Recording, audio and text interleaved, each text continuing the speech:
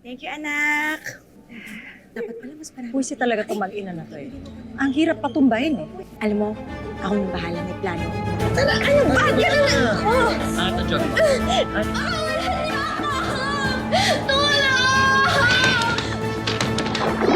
Lagi po ako napupulinan po sa school. Umabot po sa point na nagkaroon po ako ng anxiety at depression po dahil po sa mga nararanasan ko po.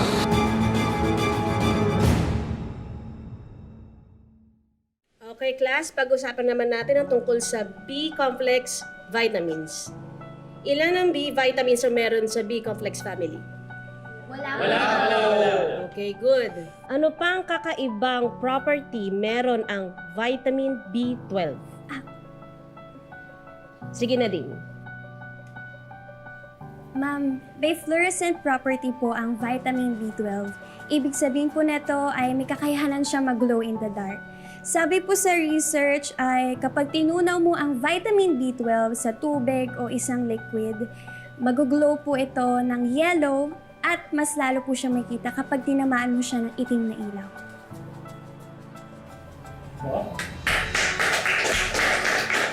Very good, Nadine. Salamat po. May plus points ka. Sana all may plus points. Sana all mo talino, di ba? Excuse me. Nadine, pwede bang magpa-tutor? Inaaral ko ng lahat ng lessons natin. Tsaka yung mga sinasabi ni ma'am, tinatandaan ko talaga. Suwabe Jairon ah. Matutor daw.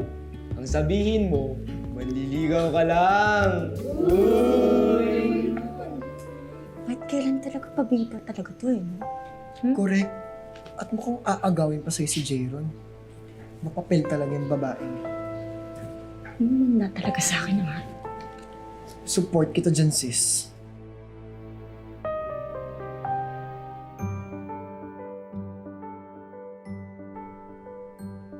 Buti, nabuta ko tong tinola sa gata mo, Rachel. Lagi kasing gubos eh. Naku, dahil suki kita, magtatabi ako para sa'yo. Okay, salamat ha. O naman. Rachel, isang order mo lang kasada tsaka dalawang kanin. Ang sarap kasi ng luto mo eh. Kaya bihira na ako kumain sa bahay eh. Eh naku, dapat dito na kayo kumain ng pamilya mo. Sige sa susunod. Mas masarap kumain pag salo-salo, di ba? Oo, tama ka dyan. Insan, okay ka lang dyan? Okay lang ako. Insan, sigurado ka bang hindi ako nakakabala sa'yo? Gusto ko lang naman talagang matuto eh, galing sa'yo. Lalo na to, patok na patok tong karinderya mo. Wala yun. Tsaka itong galing ko sa pagluto, hindi ba't blessing yun? At may kasabihan na share your blessings, di ba? Ay, tignan mo po, oh, may gold medal po ako ulit. Nanalo ako sa quiz bee.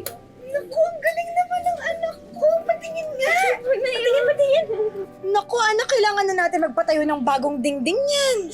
Bakit naman po, Nay? Wala na tayong spasyo para sa mga medalya mo kasi 95 na to eh. Baka next year eh, 100 na yan.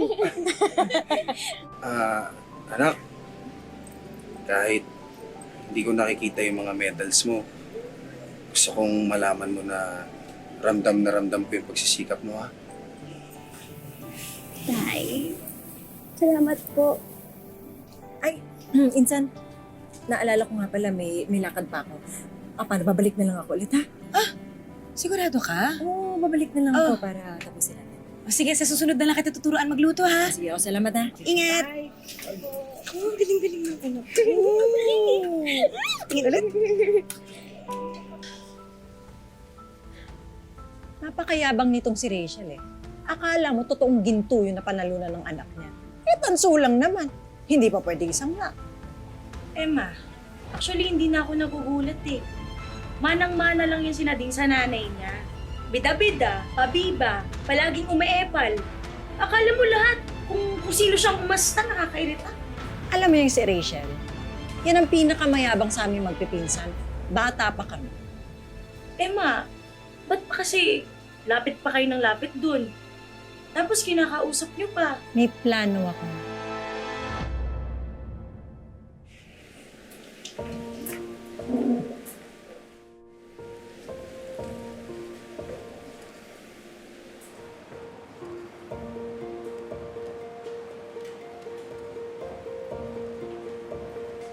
Para sa'yo. Naniligaw ka ba? Tapos alam mo, Ano sana eh. Jayron, salamat dito ah. Alam mo, gwapo ka, mabait, matalino. Pero,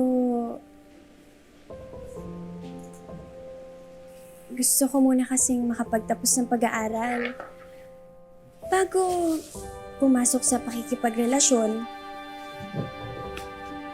Sana maintindihan mo. Nadine, teka lang. Pwede mo naman pagsabayin, di ba? Ang gagawa naman ng iba.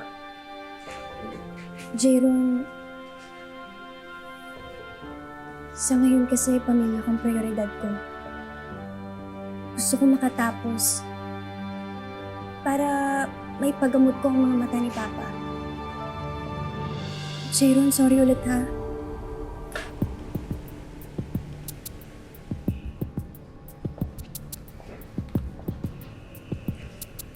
Alam mo, Jayron, kung ako sa'yo, tulungan mo na lang akong maghiganti. Halina, saan na yung mga tao mo? Pag ganitong oras, halos ubos na yung mga ulam natin eh. Ngayon, parang hindi naman nabawasan. Hoy, sige, babalik ka dito, ha? Oy, mga iyo, dito na kayo kumain.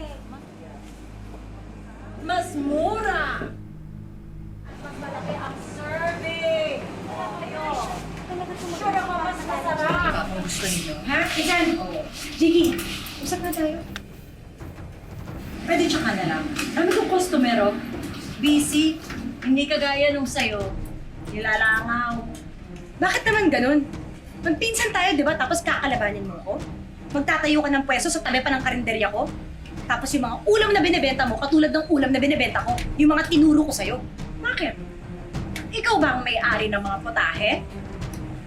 Alam mo, hindi ko alam kung saan mo nakukuha yung lakas ng loob mo eh. Kapal din ang mukha mo eh, no? Uy, ikaw alam mo. Kesa nangangawa ka dyan, pati mo nalang alagaan yung anak mo. At yung bulag mong asawa. Sumusobra ka na, Jinky ah. Nanay!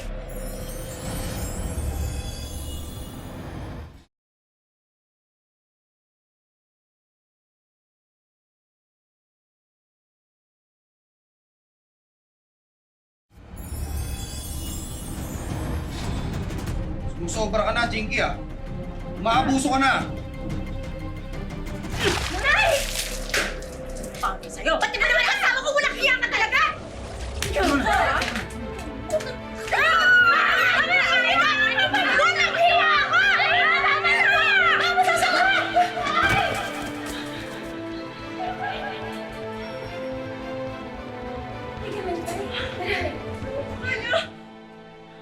Sama po na ugali nyo! Umalis kayo dito! Bumalik kayo doon! Sino itong mga to? Eman!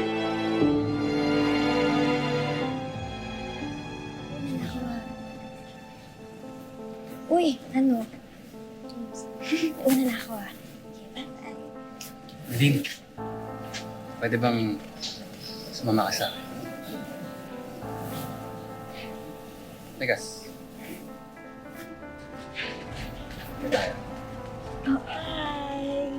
Teka nga lang, anong gusto niyo?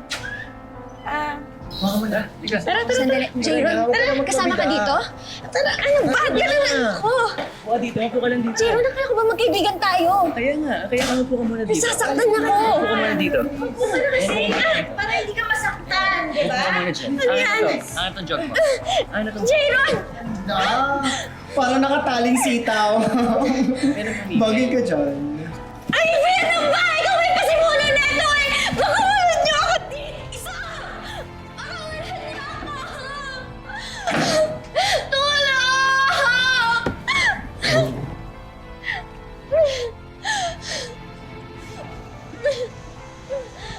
Tulong!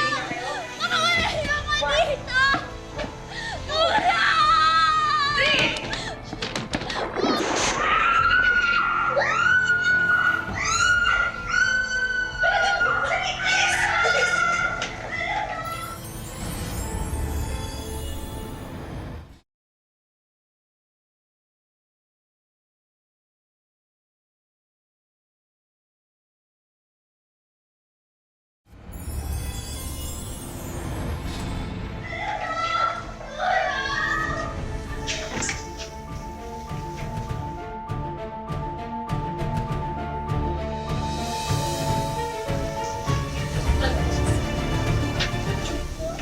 Ma'am Dina, kawawa naman ang anak ko. Hindi na tama yung ginagawa ng mga batang to sa kanya eh. Maawa naman po kayo kay Nadine. Nako, teka naman, kung makapagparatang ka. Pwede ba? Kumalma muna tayo. Lahat ay mapag-uusapan ng maayos at matiwasay. Ma'am Digna, si Ivy at Troy po yung may gawa nun. Sila po naglak at nagtapon na itong pintura sa akin. May ebidensya ka ba? Ako talaga? Ma'am, hindi po ako nagsisinungaling. Kayong dalawa, nandun din kayo, di ba? Totoo ba itong sinasabi ni Nadine? Miss Digna, sa totoo po, narinig lang namin na sumisigaw na siya at pagpasok namin, natapunan siya ng pintura. Di ba bawal doon sa kwartong yon? Naghahanap ka lang ng masisisi mo, Nadine. Troy, huwag mong iniiba ang kwento Kasama mo pa nga yan si Ivy. Pinagtutulungan po nila ako, ma'am. Kahit kaya si Jayron yan, magkakakutsama po sila. Tingnan mo tong anak ko, manang-mana sa'yo. Bida-bida? Sinungaling pa. Ikaw, Jinky, alam mo, pinagsisisihan ko talaga na naging magpinsan tayo dahil wala kang kwentang tao. Oy! Ikaw ang walang kwentang tao. Makapagparatang ka? Sinungaling ka ba? Kayo sinungaling niya yung anak mo!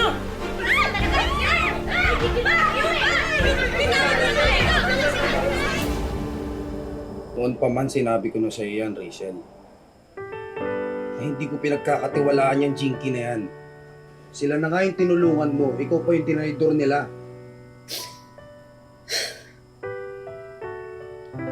Diyos na lang talagang bahala sa kanila.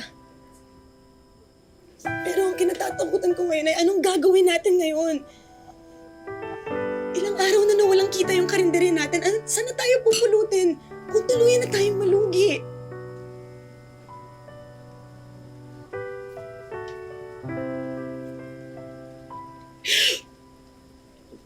Kung may magagawa lang sana ako.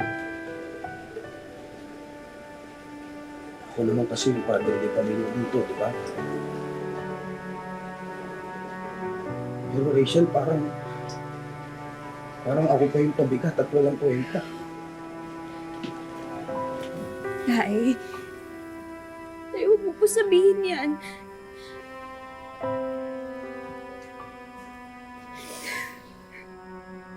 Gagawa po tayo ng paraan. Tay, didiskarte po tayo. Anak, pagluluto lang ang alam kong gawin. At yun po ang hindi nila pwedeng kunin sa atin. Di ba po, Nay, meron kang recipe ng embutido? Yung tinuro po sa inyo ni Lola? Rachel, isang putida at isang kanin pa. Rachel! Sa akin din, isang embutido pa. Sa ito hindi pabigay na. Kanina yung isa pang order ng embutido at kanin? Okay. Nadine, saan? Thank you, anak. Dapat pala mas parang... Pusi talaga itong mag-ina na to eh. Ang hirap patumbahin eh. Kaya nga, May. Diba si Nadine, no? Umayabang na naman. Nakakairita. Ma, what if gayahin mo yung embutido nila para kalabanin natin sila? Yun ang problema eh. Hindi ko alam kung paano. Ang hirap gayahin ng lasa at yung timpla ng embutido ni Rachel. Papayag pa tayo na maungusan tayo niyan? Alam mo, ako nang bahala, may plano ako. Manda sa akin yung Nadine niya.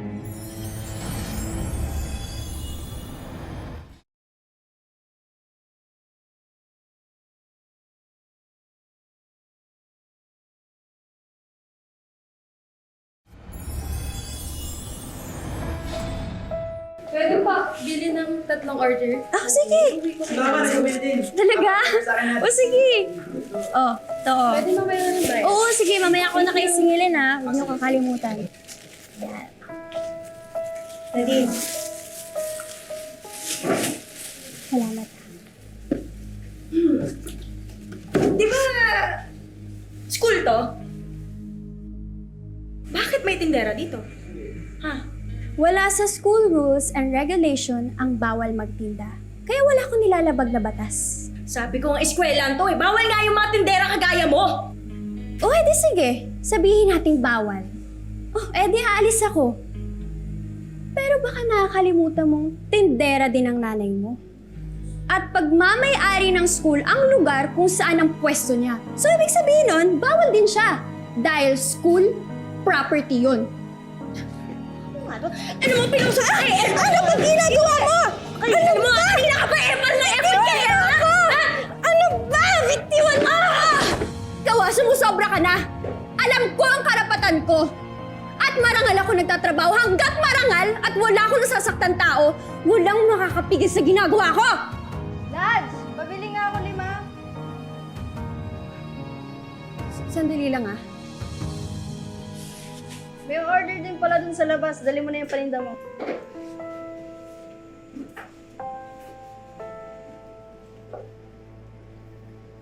Di pa tayo tapos, ha? Bumalik ka dito! Sige!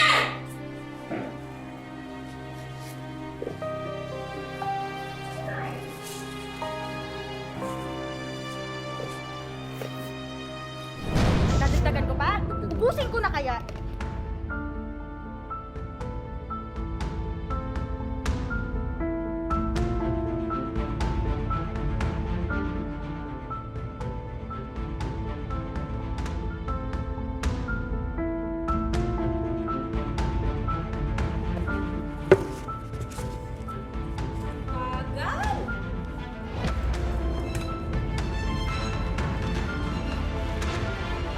Get one whole sheet of pad paper. May surprise quiz ako. Surprise quiz! Ma'am naman. Kumuha na. Essay type. Bakit kailangan lutasin ang problema sa malnutrisyon o ang kakulangan ng nutrisyon sa ating bansa?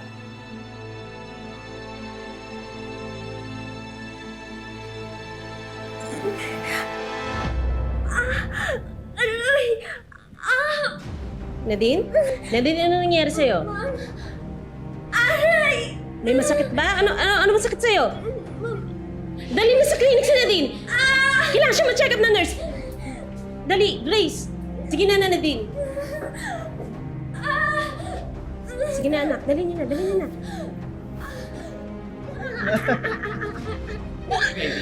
Ano, sumusobra ka na eh. Ano ka ba? Nababaliw ka na ba? Ha? Jayron, damay ka dito pag nagkataon.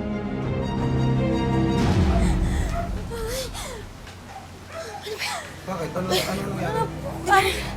Grabe, nanghihina na talaga si Nadine. Binigyan na siya ng nurse ng gamot kanina pa sa school. Hala, anak! Hala! Nadine!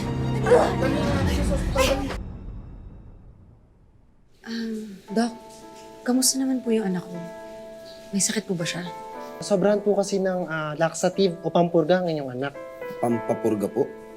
Bakit naman uiinom ng gano'n yung anak ko? Anak, may nililihim ka ba sa amin? Bakit ka umiinom ng pampapurga? May nararamdaman ka ba?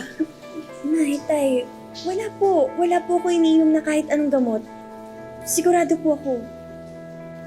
Maiwan ko na po muna kayo. Salamat po.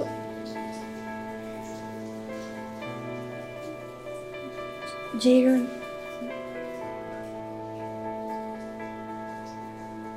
Nadine, gusto ko lang sana mag-sorry. Nung una, pumayag ako na ibuli ka dahil nasaktan ako nung binasted mo ako. Pero kasi ibang usapan na to. Si Ivy at Roy, sila yung naglagay ng pampurga sa tubig mo. ano? Sobrang talaga yan sila ah. Mga hayop na yan. Ayaw ka talaga nilang tingilan eh.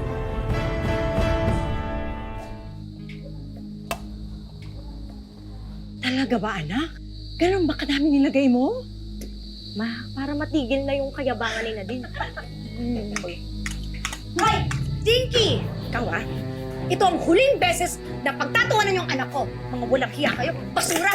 Galing basura kayo mag-ina! At yan pong anak mo, tiniis ko lahat ng pambubuli niyan. Pero ito, ibang usapan na po to. Dahil umamin sa akin si Jayron na ikaw ang naglagay ng pampurga sa tubig ko.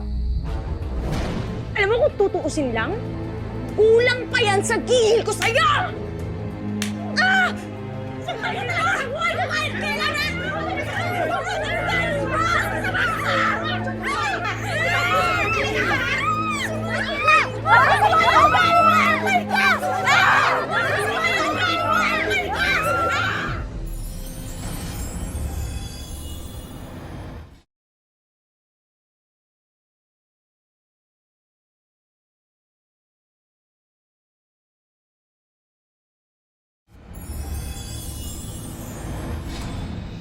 Nang dahil sa ginawa mo, Ivy, pati na rin ikaw, Troy, maaari kayong matanggal dito sa eskwelahan na ito.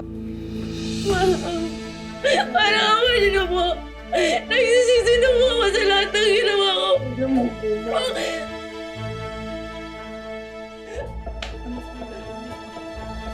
Mama, sige na po, please. Alam mo ba na mali ang ginawa niyo? Opo! Ayon po sa DepEd, patuloy ang pagtaas ng mga kaso ng school bullying sa ating bansa. Marami ang katulad ni Nadine na sa kabila ng pagsusumikap para sa pamilya ay binubuli pa ng mga kaklase niya. Lagi po ako nabubulinan po sa school. Tapos po, hindi naman daw po karapat-dapat para sa akin yung top 1. The Department of Education, we have zero tolerance for bullying, no? Bullying of any kind. Kapag merong naka-witness doon sa bullying na any school personnel, si school personnel ang immediately magkakaroon ng intervention, yung immediate response. Ang ating mga sanctions will depend on the gravity or severity of the bullying case. Pero yung mga grave offense or severe offenses, umaabot rin tayo ng mga suspensions or even dismissal from the schools. Kahit pa na biktima ng pambubuli si Nadine, hindi ito naging hadlang para ipagpatuloy niya ang kanyang pag-aaral. Patunay sa husay at sipag ni Nadine ang kanyang mahigit 100 medals at awards. Gusto ko po magpatuloy sa pag-aaral kasi po gusto ko po makatulong sa pamilya ko po. Noong September 2021 po, pagising ko po ng umaga, wala na po akong makita, wala na po akong paningin. Nagpunta po ako sa health center po. Ang sinabi po kaagad, glaucoma daw po. Matagal na po akong hindi nakabalik po sa pagpa-check up po dahil sa kakulangan po ng pera po namin po. Para maibsan ang pasanin ng pamilya ni Nadine, agad kumilos ang Wish Ko Lang team. Dinala namin si Tatay Jeffrey sa espesyalista sa mata. After we did comprehensive eye examination ni Tatay, he was diagnosed with advanced angle closure glaucoma. No light perception na yung left eye niya. Right eye, meron ding glaucoma pero lesser degree. Nakakita pa siya ng figure. He will undergo low vision screening and mobilization training. So, we'll come back to me kasi naggaganon din ako. Nagawa tayo ng program. Magpo-focus tayo na i-improve natin. Ngayon naman, ang mga hiling ni Nadine ang aming tutuparin. Naghanda ang Wish Ko Lang ng simpleng awarding ceremony para sa ating bidang estudyante at ang maghahatid ng mga award at sorpresa, ang gumanap mismo bilang si Nadine, si Kapuso Star Althea Ablan. Hi! Ako si Althea. Welcome sa Wish Ko Lang. Kumusta po kayo? Ano pong feeling na nandito kayo ngayon sa Wish Ko Lang? Sobrang happy po na isang malaking honor po. At dahil naging inspirasyon ka sa nakararami at meron ka ng hindi mo na mabilang na awards, diba? Dadagdagan pa namin yan. So, ayan, sa gilid mo, nakikita mo ba lahat ng awards na yan? Opo. Sige, lika, puntahan natin. So, at ang unang award na ibibigay namin sa'yo ay itong College Scholarship. Thank you po. Matutupad ko na po unti-unti yung mga pangarap ko po at makakatulong na po ako soon sa kanila mama at papa po. Dinagdagan na rin namin yan ng school supplies at isang brand new smartphone na makatutulong sa pag-aaral ni Nadine. Siyempre, may regalo rin kami para sa mga magulang na nagtataguyod sa pag-aaral ni Nadine. Medical assistance, tulong suporta para sa pangangailangang medikal ni Tatay Jeffrey. Papasalamat po kay Ma'am Vicky Morales. At para naman kay Nanay Rachel, mga negosyo package. Thank you po, Wish Ko Lang. At isang merienda food cart business kapalit ng nalugi nilang negosyo. May, ayan po, kompleto na po yan. Meron na pong panluto, Meron ng mga tools dyan at May bonus din kaming living room showcase para maging mas masaya at komportable ang bonding experience ng pamilya sa kanilang tahanan. And of course, Wish Ko Lang Savings, tulong pinansyal ang aming programa. ito po ay pantulong sa pagpapaaral ni Nadine. Thank you so much. Wish ko lang. Talagang pinatunayan ng kwento ni Nadine na hindi hadlang ang mga problema para huminto at hindi magpatuloy sa buhay. Mga kapuso, lagi po natin tatandaan, hanggat hindi tayo napapagod, humiling at maniwala, hindi tayo mapapagod lumaban sa buhay. Ako po si Vicky Morales at ito po ang Wish Ko Lang.